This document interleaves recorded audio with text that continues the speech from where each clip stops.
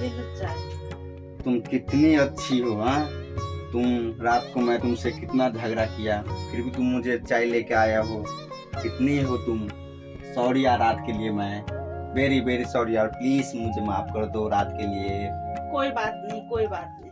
अरे उसने तो माफी मांग लिया, लेकिन इसमें तो मैंने चूहा मारने वाला दवाई डाल दिया हूँ। अब क्या करूँ क्या करूँ?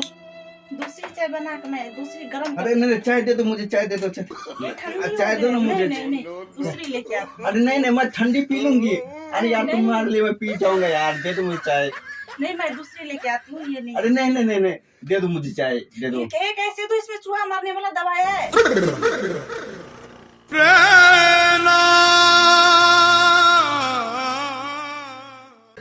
रुको रुको, आप सब वीडियो देख के कहाँ जा रही हो?